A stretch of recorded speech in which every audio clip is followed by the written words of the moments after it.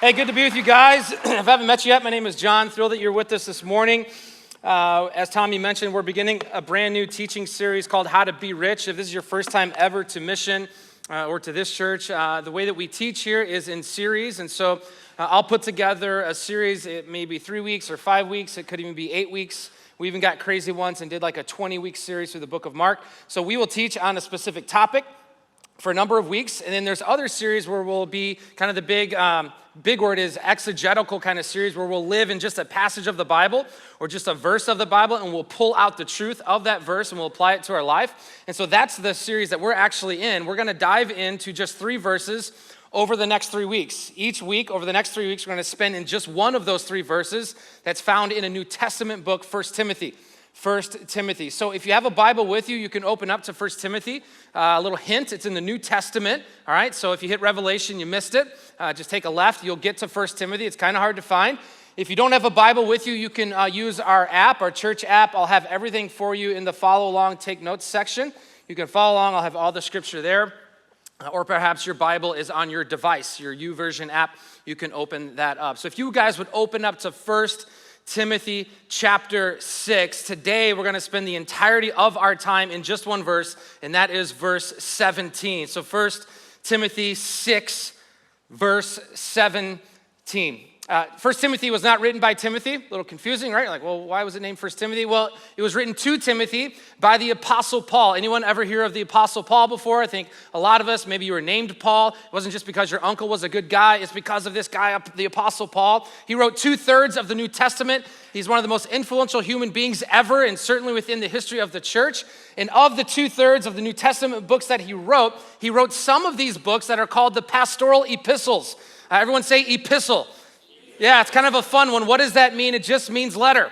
Why didn't they call it letters? I don't know. But it is a letter. And so there are some of Paul's writings that are the pastoral letters, and this is one of them. So Paul, the Apostle Paul, is writing a pastoral letter to a young pastor by the name of Timothy. And so that's why it is named 1 Timothy. So if you guys are there in 1 Timothy chapter 6, verse 17, this is how Paul starts out writing to Timothy. He starts with this word command. Everyone say command. Command, right? And at that, you're like, I'm not sure if I'm gonna like this verse very much. Command, it means to instruct. It means to teach. In many ways, it means to coach, right? We've all had a coach. It means to instruct, to teach, to coach. And Paul is saying to this young pastor, hey, don't shy away from the hard things that you need to teach. Remember, Timothy, you got into this whole thing not for their approval, but for God's approval. Your job is to help them not feel comfortable. Your job is to help them grow. And sometimes those two things are not the same thing. He says you got to command them, Timothy. You got to teach them. When they're feeling uncomfortable, that's okay. That's what oftentimes it feels like to be led. Command them. Well, who is he supposed to command? Answer, command those who are rich. To which you're saying, John, I've been waiting for a long time for you to do a series for those people. And so you're in luck. I'm about to do a teaching series for those people. He says, command those who are rich. I found it interesting, Gallup, I don't know, anyone ever hear of Gallup, the research organization? All right, I'm the only one that reads, good. Gallup, the research organization, they did this interesting survey asking the question, what is rich, right? What is rich? And the research came back that the average American thought that if you make $150,000 a year, then you're rich. But if you were to ask those that make $150,000 a year, hey, do you feel rich? What do you think they would say?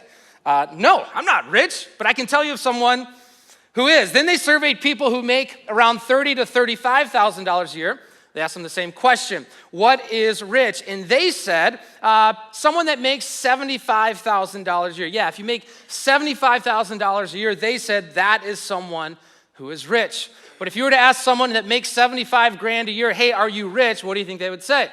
Not even close. No, but I know someone who is. I remember my first job out of college. I got an incredible degree from Illinois State University in communications. Ask me what that means. I don't know. I think I can communicate. So I somehow got a degree. C's get degrees, and I got C's, and I got a degree from Illinois State. And I got hired at this corporation called Pitney Bowes Corporation. And we were working, I want to say it was Oak Brook, but I got to be honest, actually Lombard is where I was working. If I was trying to impress people, I'd say I work in Oak Brook. And interestingly enough, my first day was Mark Wittig's first day. Some of you know one of our pastors on staff, Mark Wittig. And so that's where I met Mark. And so we started, and I began as, I remember when they gave me my business card. And it said my name, John Peacock, and then it said sales executive. I'm like, that's right. You know what I am? You know, now that you say that, I am a sales executive. I have zero experience, but I am an executive of selling. And so I was a sales executive, and they started me out at $35,000 a year. Right? To which some of you are like, ooh, but at that point, I was like, I'm killing it. So I went out, and I got some suits. I bought some suits. I had to wear a suit every day to work. I bought some suits, and then I did what most sales executives do. I went out and bought a car, a brand new car, because I'm a sales executive, right? When I pull into the parking lot, they need to know that the executive just showed up. And so I bought, true story, I bought a brand new car, and it was a couple months after I started as a sales executive, I met another sales executive doing the same job, but he wasn't making 35 grand a year, he was making 50 grand a year. And I remember being like, wait, what? You make 50 grand a year, you're rich, right? And so here's the deal. I think you have noticed by now, no one thinks they're rich, but everyone knows someone who is. No one thinks they're rich, but everyone knows someone who is. And here's the problem. Because people either don't know they're rich or won't admit they're rich, they don't know how to be rich once they become rich. And so Paul says to Timothy, command those who are rich in this present city, county, no, what does he write? In this present world. Timothy, you got to teach them, you got to lead them, instruct us who are rich in this present world. You may not know this. This was interesting for me to find in my research, that if you make $45,000 in total household income, you're in the top 1% of wage earners in the world. Okay? Now, I know you woke up this morning not feeling rich, so let me just read that again. If you make in total household income $45,000 a year, you're in the top 1% of wage earners in the world. And so maybe I'm the first one to tell you, but according to the world's standards, those rich folk are us rich folk. So congratulations, right? You're rich. You've made it. Man, you are killing it. You are crushing it. Give yourself a round of applause. You didn't know this, but you've made it, man. Right? To which our college students are like, no, I'm not clapping yet because I'm still in college, right? So just tuck all this away. Tuck all this away. You can use this here in a couple years. This is so important. Why is it important that we acknowledge that according to the world's standards, we are rich? Here's why. Because if you don't think you're rich, you'll never get good at being rich.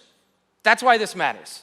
If you don't think you're rich, you'll never get good at being rich. Paul continues, command those of us who are rich in this present world to what? He says, make sure that they do not become arrogant. Make sure that it doesn't go to their head. Make sure that they do not become arrogant. Webster defines arrogant this way, having or revealing an exaggerated sense of one's own importance or abilities.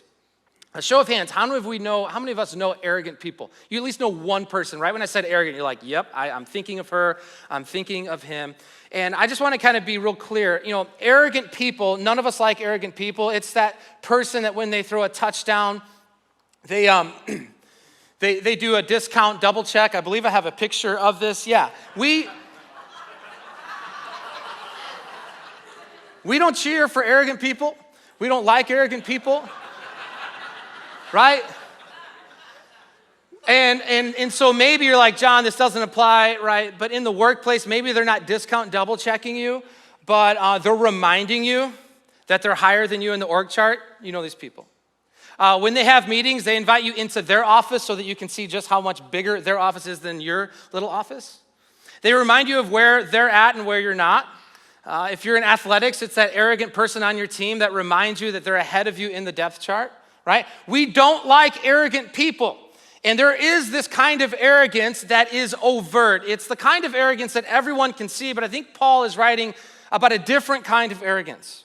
A covert kind of arrogance. Not an arrogance of the exterior, but an arrogance of the interior. It's covert. No one sees it but God. No one sees it but perhaps those that are closest to you. And so I put together for you, and I know you're going to appreciate this, I put together for you today a covert arrogance checklist. Right? And you're welcome. You know, like you don't have to say it out loud. You're welcome. I know you're thanking me for this. And so I'm just going to go through some of this. So if you're wondering, do you possess some covert, hidden arrogance? Here's how you might know. If you are offended with feedback. Now I know. On the way here this morning, your wife gave you feedback, all right? So don't elbow them in this moment, all right? But if you're offended with feedback, you might just possess some covert arrogance.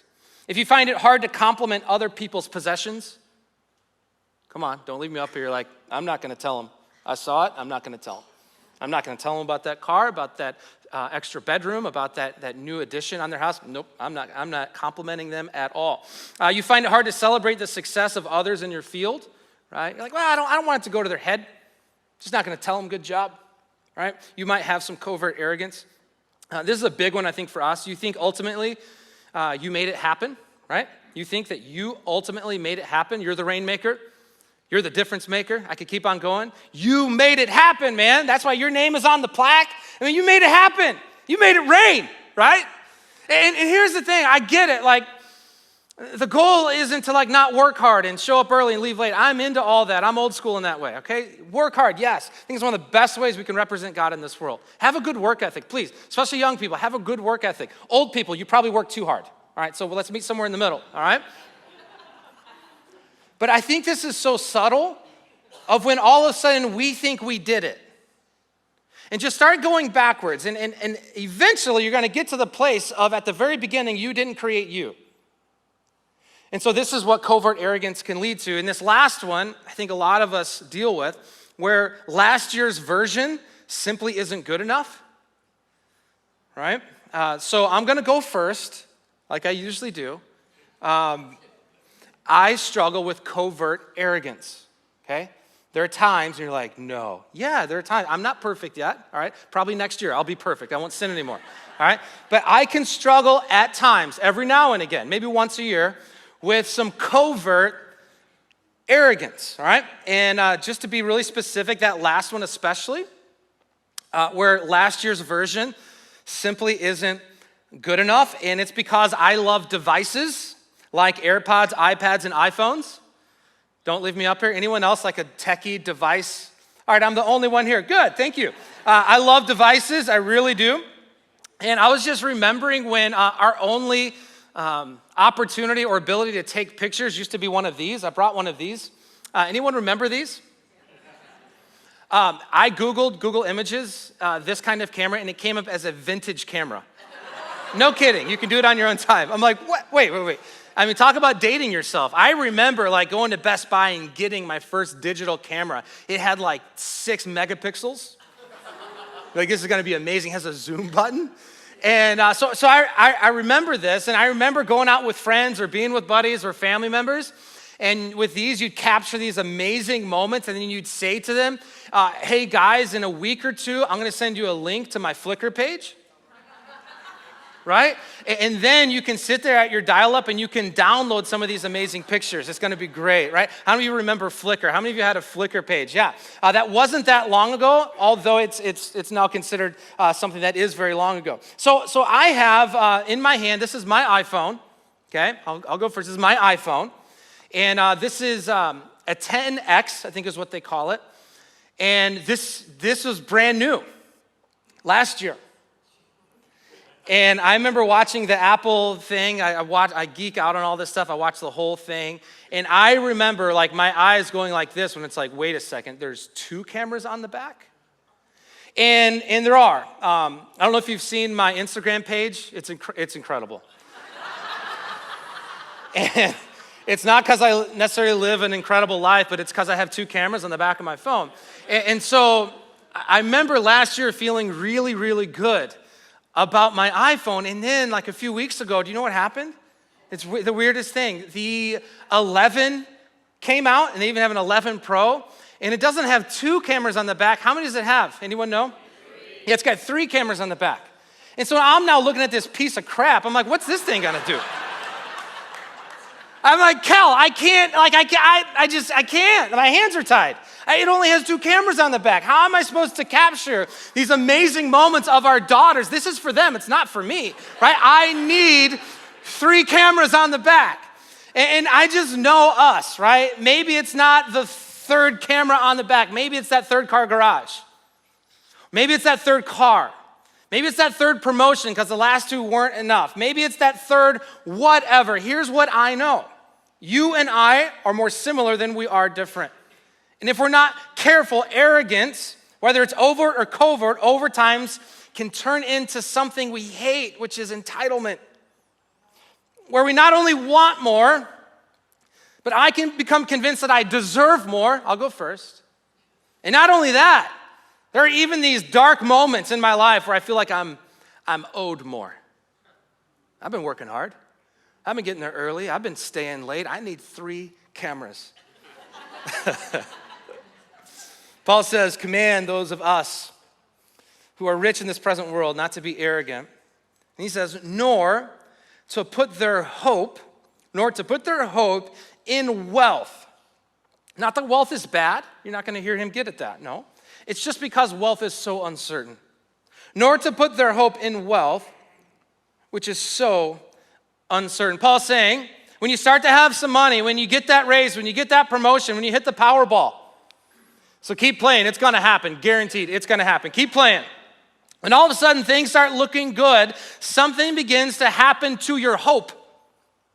And it's so subtle, you won't even see it happening. Write this down. As wealth multiplies, hope migrates. It just moves an inch at a time.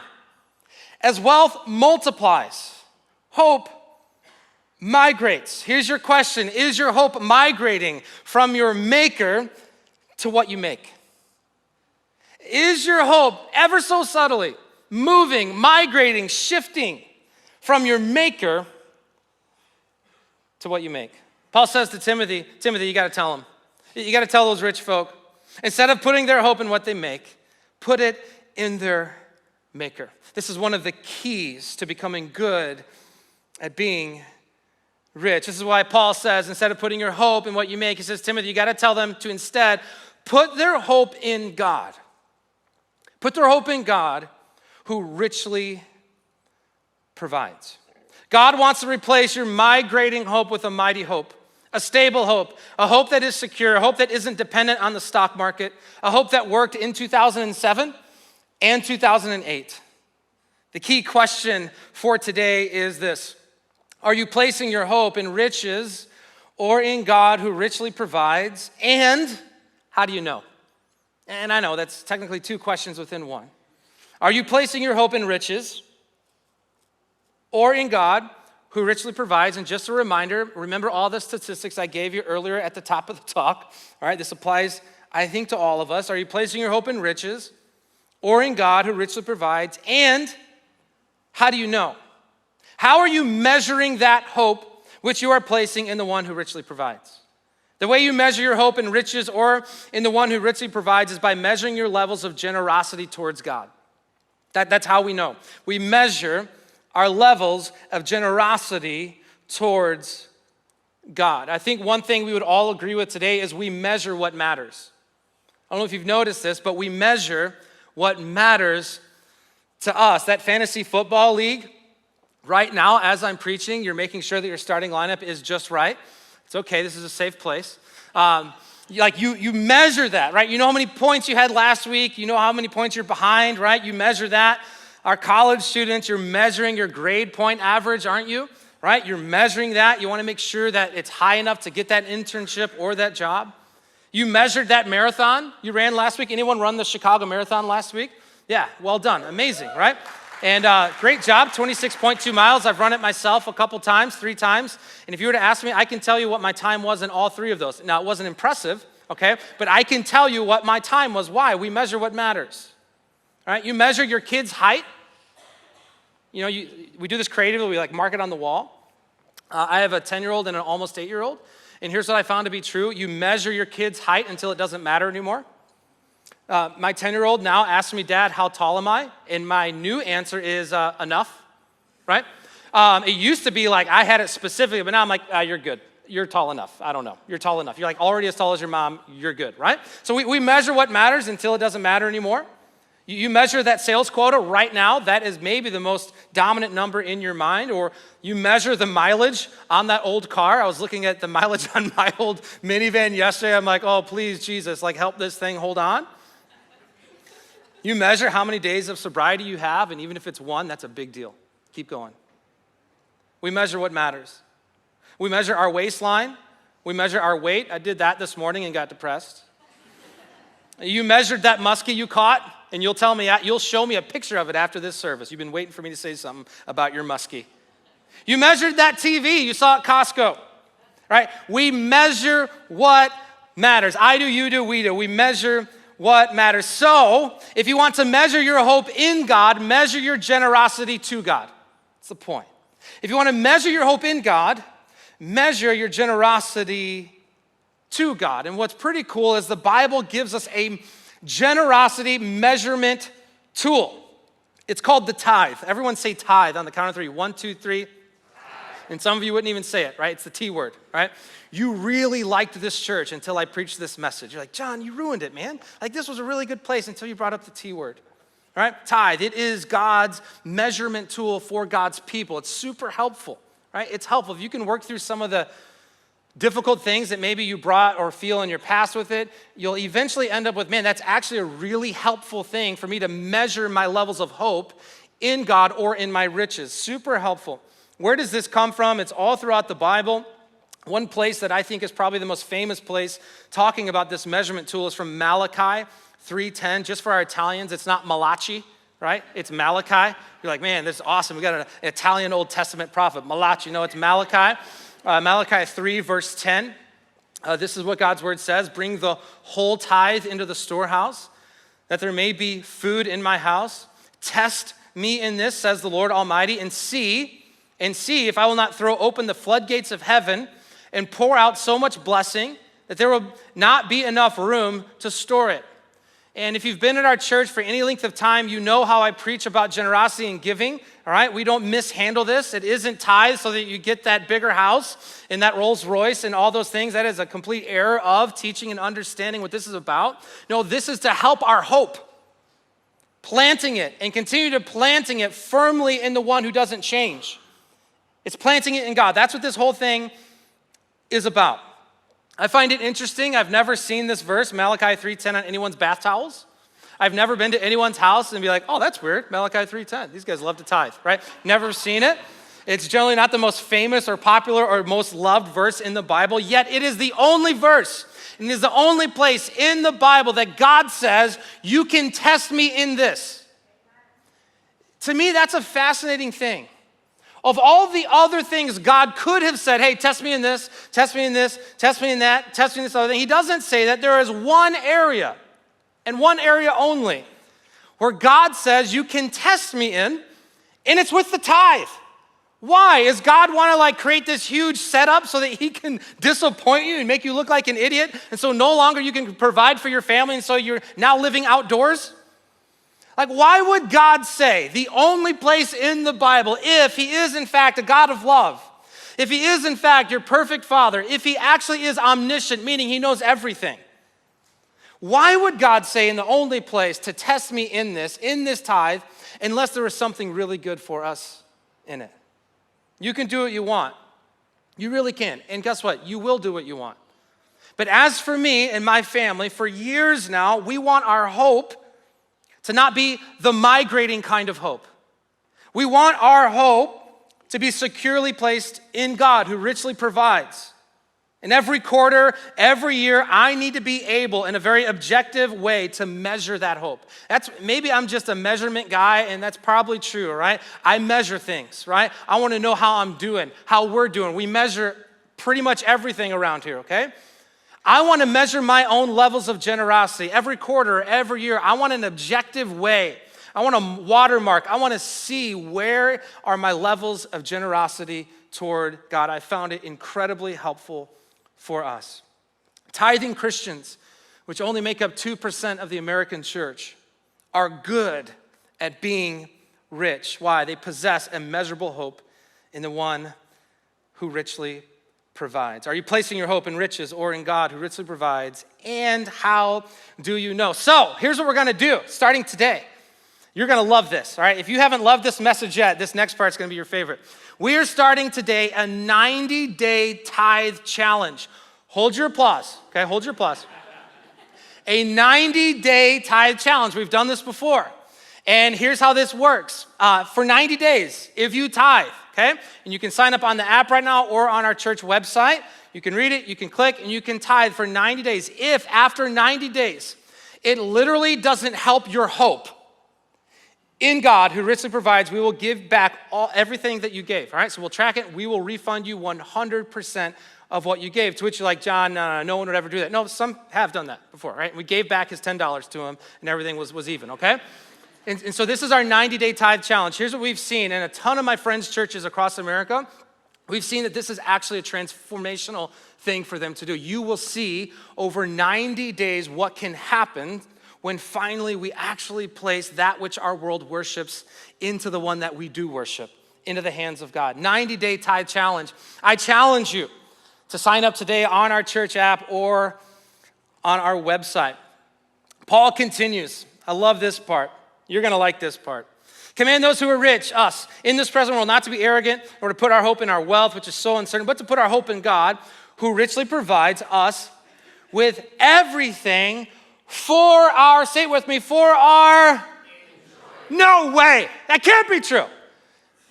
I mean, there's just no way that God actually wants me to enjoy that which he's entrusted me with. No, John, there's just no way, right? And maybe too many pastors over the years have preached messages like this with shame and condemnation. That's not our style, and I actually don't think it helps anyway.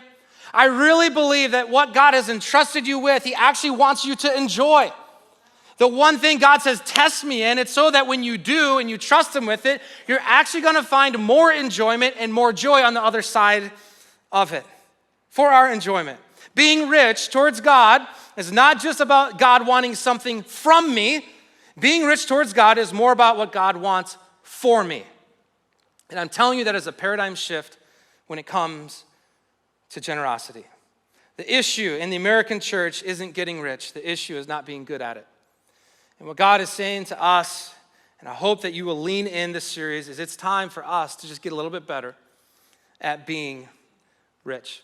There's some friends of mine and in our church that I think are doing a great job what it looks like when it comes to being rich towards God. We have some of their stories right now. So let's go ahead and take a look at this now.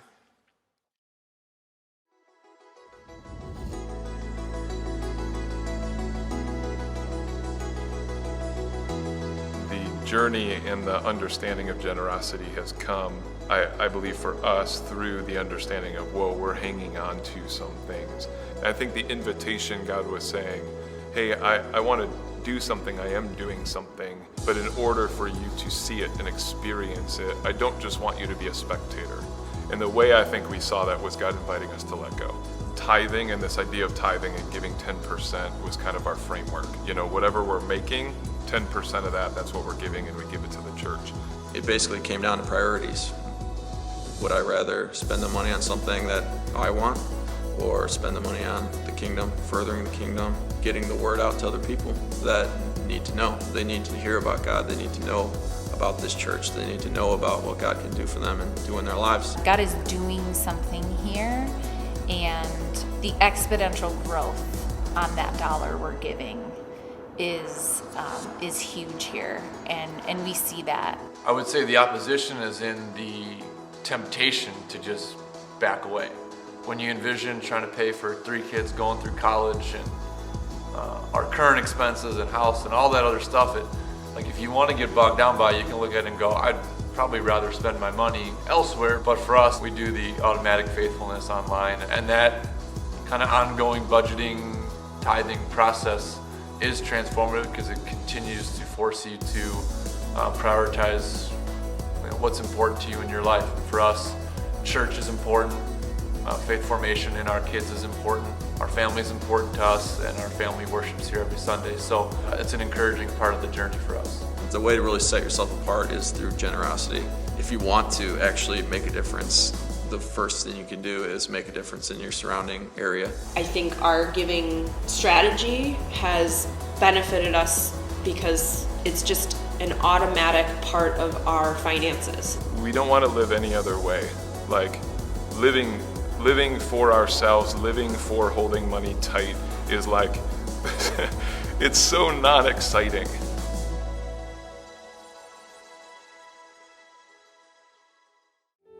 And so today, the application, you're wondering, John, what do I do next? Two things. If you already are tithing, you're entrusting back to God 10% of your income, would you feel today like the holy high five from God? He's saying, great job. Way to trust me. Way to test me in this. Feel that from God. And if that is you, I want to invite you to do something that I like to do that really helps me, is do kind of an inventory. Look back. Maybe it's over the last quarter, over the past year. See the fingerprints of God. Look at maybe the big things that came through out of nowhere. You did not foresee those things happening. Maybe it was that raise you got or whatever that might be. Like notice those big things, but also notice the small things. Notice that dinner that someone paid for and you don't even know who they were at some restaurant. Notice the small things that happen. And as you notice, it does something, I think, to our hearts. We are reminded once again that, man, we really can trust God. And we are reminded that we really can put our hope in the one who richly provides. So if you are tithing, man, feel that from God. He's saying, well done. And at the same time, do some inventory. If that's not you, and I know it's most people in our church, I want to challenge you to do it. I want to coach you up. I want to train you in this. And this will feel like that kettlebell felt, okay? It's going to feel like resistance training. Now, the question is, do you want to grow? If not, then just come back 4 weeks from now. We won't be talking about this. All right, but if you do want to grow, I want to challenge you. Do this. Take that 90-day tithe challenge. See what God might do to your hope. We'll see you guys next week. We love you. We are Mission.